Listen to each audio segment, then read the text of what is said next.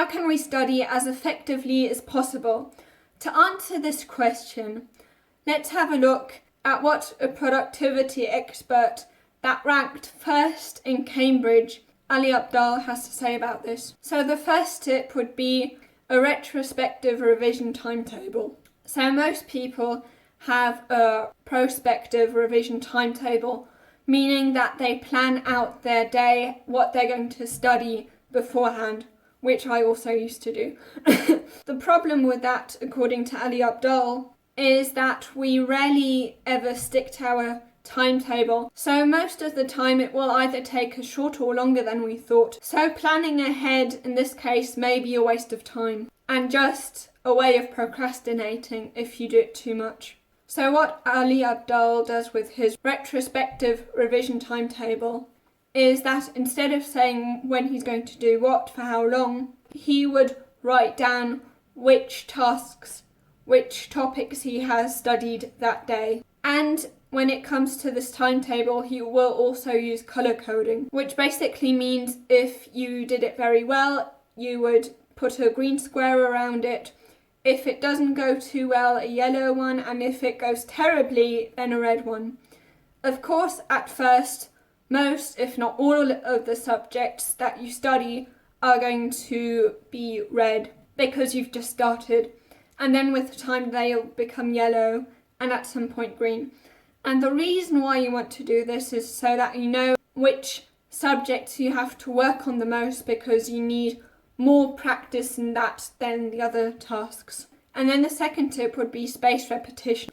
So if you look at the forgetting curve, the more time passes, the less we actually remember. So it's very important to revise something you haven't done in a while again, so that before you forget entirely, you remember again. Doing so is way more effective than learning everything at once and not revisiting it. And that is partly due to sleep, because when sleep happens, when we rest, that is when neuroplasticity actually occurs. And especially during sleep, our memory is consolidated, so whatever we learn gets stored. So it's much better if you leave a bit of space between sessions, if you leave a night between sessions, so that your memories about what you've learnt are consolidated. And then the third tip would be interleaving. So in one study, participants were split into two groups. So the first group had to learn topic A on day so-and-so, topic B the next day, and then topic C the day after that, and so forth. Whereas the second group, they did a bit of topic A and a bit of topic C all in one day.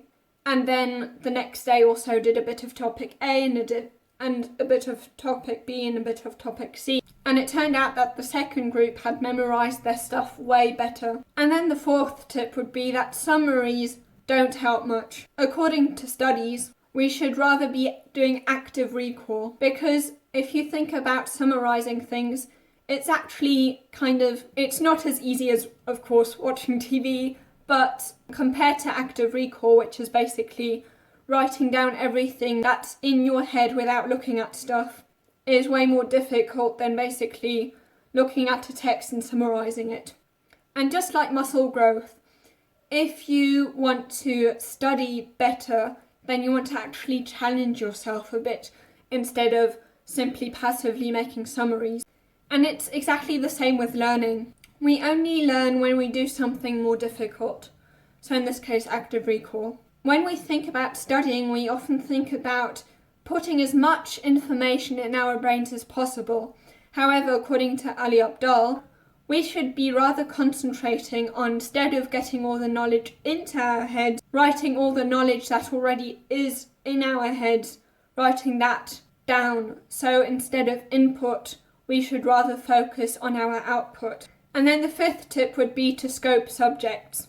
So what often happens amongst students is that they learn very specific details, but they don't know the broad overall picture and don't necessarily know to which subtopic each detail actually belongs to. And of course that's not good, because if you're asked a question about so-and-so, then you want to actually write down everything you know about that topic, and if you don't know that that detail belongs to that category, then it's going to be very difficult for you to actually do that.